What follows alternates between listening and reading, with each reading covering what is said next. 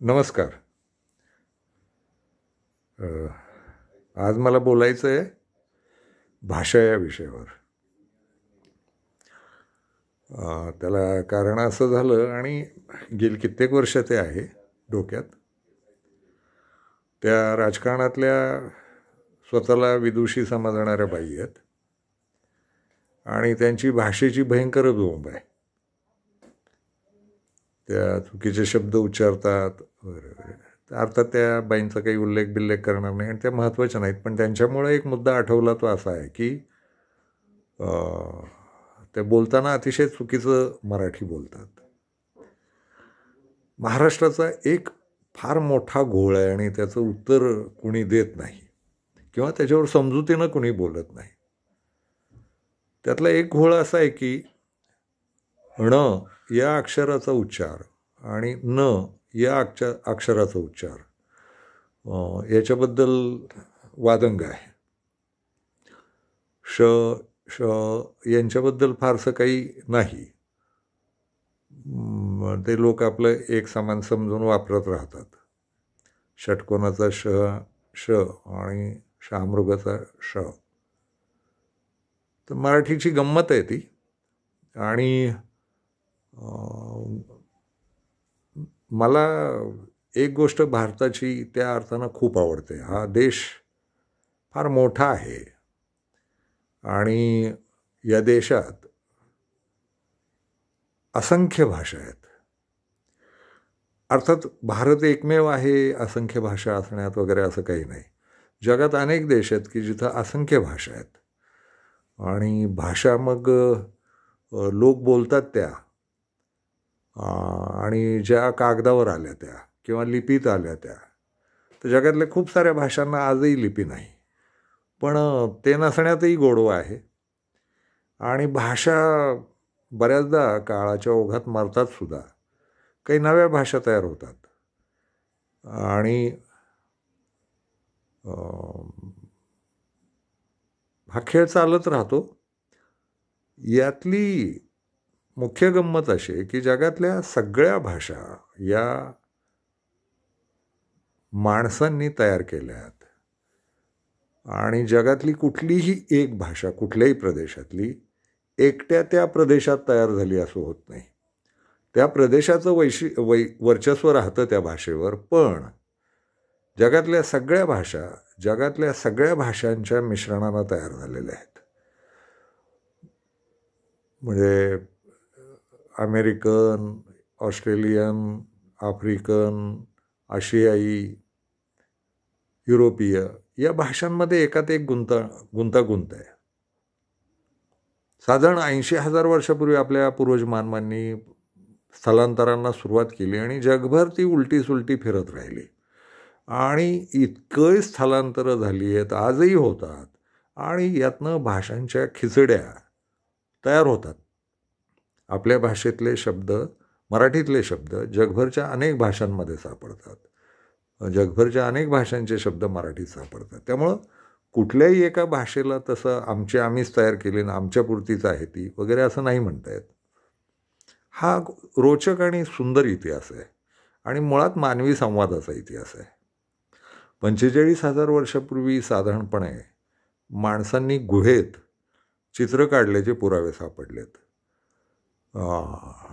आगीचा शोध लागला, गुहेचा शोध लागला, माणसं समूहाने राहायला लागली आणि आधीचा काळ काही घशातल्या आवाजांवर चालत असेल, पण माणसाचा मेंदू एवढा विकसित झाला की त्यानं भाषा नावाचं फार मोठं विश्व तयार केलं आणि ते सुंदर आहे, म्हणजे रोचक आहे. आणि तरीही आपापल्या भाषांची काही वैशिष्ट्ये आहेत. त्याच्या आधी एक सांगायचं म्हणजे एक महत्त्वाचं वाक्य सांगतो. या गेल्या हजारो वर्षाच्या प्रवासात भाषा एवढी प्रचंड वाढली आहे, प्रत्येक भाषा, आणि ती लिखितात आलेली असेल तर किंवा विचारात असेल तर किंवा कार्यवाहीत असेल तर व्यापारात असेल तर उद्योगात असेल तर शेतीत असेल तर आणि जगण्याचा अविभाज्य भाग असेल तर एवढा मोठा पसारा आहे. महाराष्ट्रात एक वाक्य नेहमी आपण ऐकतो की दर 12 कोसाला भाषा बदलते. ती अख्खीच्या अख्खी बदलत नाही. तिचे हेल, तिचे उच्चार, काही नवे शब्द असं ते जोड करत अख्ख्या महाराष्ट्राचीच आवाढव्य भाषा आहे. एक वाक्य जे सांगायचं ते असं आहे की या जगात आज 2025 साली असा एकही माणूस नाही की ज्याला सगळीच्या सगळी स्वतःची भाषा येते. माणसं फार अपुऱ्या भाषेत जगत राहतात, पण त्यांची भाषा फार आवाढव्य असते. आणि त्यातली जास्तीत जास्ती भाषा येणारे जे लोक असतात त्यांना शक्यतो विद्वान म्हटलं जातं. कारण एवढे सगळे शब्द, लाखो शब्द प्रत्येक भाषेत, मराठीतही आहेत. असं सांगितलं जातं की मराठीत नोंदणी झालेले शब्द, लिखितात आलेले शब्द हे जवळजवळ 40 लाख ते 60 लाख आहेत. तर मग एवढी मोठी भाषा येणं ही अशक्यच गोष्ट आहे एखाद्या माणसाला. पण खूप भाषा येणारे लोक पण असतात. आणि खूप म्हणजे अनेक भाषा नव्हे, भाषेचाच मोठा विस्तार त्यांच्या डोक्यात असतो किंवा ते बोलू शकतात, लिहू शकतात. तर त्यांना थोडं विद्वान वगैरे म्हटलं जातं. ती चांगली गोष्ट आहे. तर आणि मग भाषेबद्दल वादही असतात. भारताचं किंवा महाराष्ट्राचं एक वैशिष्ट्य राहिलं आहे आणि ते वाईट वाटतं मला. इथल्या काही भाषांना धर्मांच्या भाषा म्हणून मानलं गेलं, काही भाषांना जातीय भाषा म्हणून मानलं गेलं. ते विधान करायचं आहे की जगातली एकही भाषा कुठल्याही धर्मानं किंवा कुठल्याही जातीनं जन्माला घातलेली नाही. अनेक समुदायांनी, अनेक समूहांनी मिळूनच जगातल्या सगळ्या भाषा तयार झाल्यात. त्यामुळे जातीचा किंवा धर्माचा टेंभा मिरवणाऱ्या ज्या भाषा आहेत त्यांना स्पष्ट सांगायला हवं की तुमचं भाषांमध्ये योगदान काही नाही. तुम्ही भाषा जन्माला घातलेली नाहीत. भाषा तुमच्या कित्येक हजार वर्षापूर्वी जन्माला येत राहिल्या आणि हळूहळू विकसित होत आता एक विस्तृत असं विश्व भाषांचं तयार झालं आहे. धर्मांनी आणि जातींनी हे नंतरचे आहेत. धर्म आणि सगळ्या जातींचा इतिहास मिळून 4,500 वर्षाचा आहे फक्त. स्थापनेचे दिवसांपासून सापडतं त्यांचं. तर हे म्हणजे काल परवा जन्माला आले ते एकूण काळाच्या ओघात धर्म आणि जाती. तर यांनी तो टेंबा मिरवू नये किंवा ठेका घेऊ नये किंवा 7-12 त्यांच्या नावावर असल्याचं बोलू नये की आमच्याकडं आमच्या जातीची भाषा आहे, आमच्या धर्माची भाषा आहे. जगातली कुठलीही भाषा भाषाशास्त्राच्या अभ्यासानुसार कुठल्याही धर्माची आणि कुठल्याही जातीची नाही. तर तोही भाग आला इथं. ते काही मूर्ख ते म्हणत राहतात ही आमकी भाषा आमच्या मालकीची आणि तमके तर तसलं काही नाही. ज्याही धर्म स्वतःची भाषा ही आहे असं सांगतात तेव्हा समजायचं हे धर्म भाषाशास्त्राच्या बाजूनं अनभिज्ञ आहेत. आणि त्या ठेकेदारी घेण्याची जी काही धर्म हे आमचंच आहे अशा पद्धतीची ती ठेकेदारी आहे. तर तोही मुद्दा आला आहे. मराठीत एक वाद गमतीचा चालत राहतो की मराठीवर दक्षिण भारत आणि उत्तर भारत यांच्या दबावाच्या मध्येच मराठी भाषा आहे, महाराष्ट्र राज्य आहे आपलं. तर इथं काही वाद चालत राहतात. उदाहरणार्थ णचा वाद आणि नचा वाद, त्यालाही पुन्हा जातीची किंवा प्रादेशिक किनार आहे. तर ती मला वाईट वाटत राहते. माणसं न म्हणणार का किंवा न म्हणणार का याच्यावर माणसाला भाषा शुद्ध अशुद्ध येते असं म्हणता येत नाही.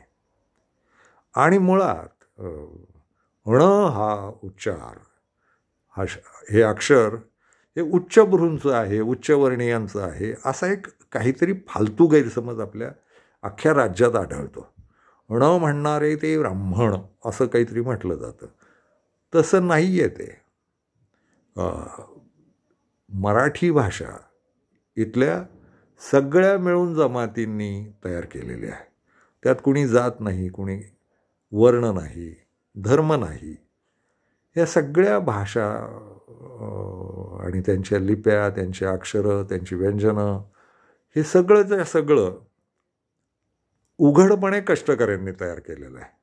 कष्टकरी समाज भाषा विकसित करत गेला आणि शेतीच्या विकासानंतर भाषेची आणखी मोठी आणखी मोठा परिसर तयार होत गेला. तर त्यात ण हे अक्षर कुठल्या एका जातीचं नाही आणि त्यांनी ते वरचं समजणं स्वतःला असं योग्य नाही वाटत मला. आणि न हे अक्षर हिणकस समाजाचं आहे असं समजण्याचं गरज नाही. आणि उदाहरण दिलं जातं पाणी आणि पाणी. तर उत्तर प्रदेशच्या दबावाखाली असलेला जो मराठी प्रांत आहे त्याच्यात पाणी म्हणायची सवय आहे आणि खेड्यापाड्यात पाणीच म्हणतात आणि खेड्यापाड्यातच भाषा जन्माला आल्यात. हे मी पुन्हा सांगतो, कृषीपालक आणि पशुपालक लोकांनी भाषा जन्माला घातल्या जगातल्या आणि मग ते तसंच म्हणणार. त्यामुळं न आणि णचा वाद घालण्यात अर्थ नाही. पण आता एक समज अशी द्यायची आहे, जे नचा आम्हाला नाही म्हणायचं ण किंवा आम्हाला येतच नाही तो ण, तर हे लक्षात घेतलं पाहिजे की त्यांच्या त्या ज्या काही कष्टकरी शेती आणि पशुपालन संस्कृतीतले लोक आहेत त्यांनीच हा ण जन्माला घातला आहे. न पण त्यांनी जन्माला घातला आहे आणि ण पण त्यांनी जन्माला घातलं आहे. आणि मराठी भाषेवर आणखी एकदा कधीतरी बोलू. प्रत्येक अक्षर इतकं सुंदर शोधलं आहे ना. हे मात्र आहे की जगातल्या काही प्रदेशांनी स्वतःची अक्षरं शोधलीत. म्हणजे मराठीत कित्येक अक्षरं अशी आहेत. वाङ्मयमधला ग आठवतो का? हा जगातल्या कुठल्याच भाषेत नाही. किंवा ज, पांचजन्यमधला ज, ऋ, रू, ऋषीतला रू, ही जी अक्षरं आहेत ना ही मराठीची देणगी आहे. आणि सगळ्या भारतानं मिळून तयार केलेलं एक मोठं अचाट अक्षर आहे. त्याची नक्षीसुद्धा अचाट आहे. ते म्हणजे ओम. ते ओम हा सगळ्या भारताचा आहे आणि सगळ्या भारतानं या पद्धतीचं अक्षर, तुम्हाला ओमच्या पद्धतीचं अक्षर जगातल्या कुठल्याच भाषेत येत नाही. त्याला कुठलंही वर रेगा नाहीत, खाली रेगा नाहीत, चौकटीत बसवलं आहे असं होत नाही. तर ती फार सुंदर गोष्ट आहे. ओम हे अक्षर तर खूप मोठी देणगी आहे भाषेची जगाला, भारताकडून. आणि ते कुठल्याही एका ते संस्कृतमधनं आले का, पालीमधनं आलं का, अर्धमागधीमधनं आलं, ते शोधत बसतील संशोधक, पण ते महत्त्वाचं अक्षर आहे असं मला म्हणायचं आहे. तर प्रत्येक अक्षर हे मराठीचं फार मौलिक आहे. प्रत्येक अक्षराला स्वतःचा अर्थ आहे. अला असं म्हणतो आपण, तर अला खूप अर्थ आहेत मराठीत. कुठलंही अक्षर घ्या तुम्ही, क, क्ष, काही सगळ्या अक्षरांना स्वतःचे अर्थ आहेत. नुसते ई त्यालाही स्वतःचे अर्थ आहेत, ऊ त्यालाही अर्थ आहेत. आणि किती गमती आहेत भाषेच्या. तर ते आपले पूर्वज किती राबले असतील. हे सगळे अक्षरं तयार करणं, संकेतचिन्ह तयार करणं, काना, मात्रा, उकार, वेलांट्या, उद्गारचिन्ह, प्रश्नचिन्ह, काय राबले असतील ना पूर्वज. मला कमाल वाटते की लिहिताना येणाऱ्या लोकांनी भाषा तयार केल्यात आणि मग लिहिण्याची कला नसलेल्या काळात भाषा तयार झाल्या आणि त्या लिहित्या काळाकडं सोपवल्या गेल्या. तर एकेका अक्षराचं नक्षीकाम करायला किती पिढ्या राबल्या असतील ना. म्हणजे साधं उदाहरण घेऊ, कुठल्या एका अक्षराचं अचं घेऊ. अला अशा 2 डावीकडं तोंड केलेल्या वाट्या असतात, मध्ये एक दांडी असते, उभी एक दांडी असते. हे कुणी तयार केलं असेल? म्हणजे 2 गोल असे असले पाहिजेत, अर्धगोल, एक मध्ये दांडी जोडली पाहिजे आणि उभी एक दांडी असली पाहिजे. त्याला म्हणायचं अ. आणि आत्ता मी जेव्हा असा उच्चारतोय ना, तुमच्या सगळ्यांच्या डोक्यात हे अक्षराच्या नक्षीसह उभं राहतं. किती मोठा काळ या शिक्षणाला गेला असेल, या संस्कारांना गेला असेल. आणि मग ते लिखितात आलं, लिखितातनं लोकांपर्यंत पोहोचणं आणि त्याला अला अच म्हटलं जाणं, एक या आकड्याला एकच आकडा म्हटलं जाणं. किती मोठी भाषा आहे ही. त्यामुळं मला नाही वाटत पाणी आणि पाणीचा वाद घालावा. पण याचा अर्थ असा होत नाही की जे नचा आग्रह धरतात आणि त्यात जातीय किनार दिसते त्यांनी पण न यायलाच पाहिजे. पण आपल्या मराठी पूर्वजांनीच तयार केलेला ण पण आला पाहिजे उच्चारता. आणि णची सराव णचा सराव करायचा असेल तर करायला हरकत नाही ना. जीभ वळवता येते, टाळू वळवता येते, टाळूला स्पर्श करता येतो. शिकला पाहिजे, पण शिकला पाहिजे. चुकीच्या ठिकाणी आणि चुकीच्या ठिकाणी असं वापरणं एका सामूहिक वातावरणात. आणि मला असं वाटतं की मग लेखक, कवी आहेत, समाजाला भाषेचं नेतृत्व करणारे लोक आहेत, राजकारणी लोक आहेत, समाजकार्यकर्ते आहेत, यांनी तरी ही गडबड करू नये. आणि असू दे त्यांचं ते घरंदाज आहे. अरे नाही दादा, भाषेचं शिक्षण घ्यायला वेळ द्या ना थोडा. तसेही शिकलेलेच असता तुम्ही, पण थोडा जास्ती वेळ द्या आणि थोडा सराव करा ना. म्हणून काय ते बाई अशा काहीतरी उच्चार करत होत्या आणि प्रत्येक ठिकाणी म्हणत होत्या. तर म्हणणं हे त्यांच्या दृष्टीनं शुद्ध होतं. चुकीच्या ठिकाणी च्या ठिकाणी म्हणायचं आणि ते त्यांना ते सरावाचं असेल. पण मला वाटतं या लोकांनी सावध पण झालं पाहिजे, कारण भाषा आपली आहे, टिकवायची आहे आणि भाषे तशीच पुढं न्यायची आहे आणि त्या आदबीनच न्यायची की जी ही आपल्या पूर्वजांची आपल्याला देणगी आहे. तर वाद घालत बसू नये, कोणाला म्हणणाराला हिणवू नये, म्हणणाराला पण हिणवू नये. पण जेव्हा तुम्ही समाजासमोर जाऊन बोलणारे लोक असताना तेव्हा तुम्ही भाषा शिकूनच गेलं पाहिजे. म्हणजे मला वाटतं ते. आणि शिक्षणाला फार वेळ लागत नाही हो, फार थोड्या वेळाची गोष्ट आहे. आणि जिभेच्या वळणाची, ओठांच्या वळणाची, टाळूच्या वळणांची आणि घशाची एवढ्यांचीच गरज असते. ते शुद्ध बोलण्याच्या नावाखाली काही असं बोलू नये. मी सह्याद्रीत राहिला होतो आणि सह्याद्रीत पायजामेवाले एकेकाळी, म्हणजे त्याला 30-40 वर्ष झाली, तर एक जोक घडायचा तिथं, विनोद, की सह्याद्रीत राहत असताना तिथं पायजामेवाल्यांना साहेब म्हटलं जायचं. कारण सह्याद्रीतले आपले पूर्वज हे लंगोटीवर वावरायचे. लंगोटी, कोपरी आणि कांबळ. आणि घरी असतील, गावी असतील तर ती फक्त लंगोटी असायची. कोपरी घालूनही वावरतील याची शाश्वती नसायची आणि कांबळ बाळगायची गरज नसायची. पण ते शहराकडं, म्हणजे कुठल्या एखाद्या त्यातल्या त्यात बरं खेडं, त्याला ते शहर म्हणायचे आणि बाजारहाटासाठी वगैरे यायचे. तर मला आठवतं, आम्ही लहान होतो, ते लंगोटी लावून यायच्या मस्त आणि सुंदरच दिसायचे ते लोक. फक्त लंगोटी, टिऱ्या गुटुगुटू हलतायत, काठी हातात आहे आणि ते डोंगरातनं चालत यायचे. आणि आता ते पायजामेवाले साहेब लोक दिसले, त्यावेळेस पायजामा असायचा साहेब, पायजामा पूर्ण कपडे घालणारा माणूस साहेब. तर ते बोलता बोलता साहेबांशी बोलायचं ना आता. तर ते आमचे पूर्वज जे आहेत लंगोटीवाले, ते विचारायचे स्टँडवर आल्यावर की का हो, वेस्टी व्हॅली का? तर ते आम्हाला ते कळायचंच नाही. तर मग ते वडील सांगायचे, यांचा तो न्यूनगंड आहे की आपण यांच्या भाषेत, शुद्ध भाषेत बोललं पाहिजे. तर ते वाक्य असं असायचं की एस टी आली का? तर ते वेस्टी व्हॅली का असं काहीतरी म्हणायचे. हे मी माझ्या लहानपणी पाहिलेलं होतं. आता ते पिढ्या संपल्या आपल्या, चांगल्या होत्या, आनंदी पिढ्या होत्या. तर तसं काही हा विनोद आहे, पण हे विनोद भाषेच्या बाबतीत घडू नये. आपण सगळ्यांनी गंभीर झालं पाहिजे, आपल्या प्रत्येक अक्षराबद्दल गंभीर असलं पाहिजे आणि प्रत्येक अक्षर मौलिक आहे त्याचा आदर ठेवला पाहिजे आणि सगळ्यांनी तो शिकण्याचा प्रयत्न करायला पाहिजे. आणि गमती करताना मग पाणी, पाणी, आणि असं काही म्हणायला हरकत नाही. आपण गमती करतोच की भाषांच्या. तर गमती ठीक आहे, पण गांभीर्यानं भाषा हाताळायची असेल तर कुठल्याही अक्षराचा भेद न करता, आणि आम्ही ते म्हणणार नाही ना, आमचं ते नाही, आणि ते अभिजन आणि बहुजन असलं काही नाही. सगळ्या भाषा बहुजनांनी तयार केल्यात. अभिजन नावाचं भेद भाषेला नाही, तो आपण केला कृत्रिमपणे. प्रत्यक्षात तो नाही आहे. आपल्या पूर्वजांपासूनचा काळ आठवा, गेल्या 40-45 हजार वर्षाचा.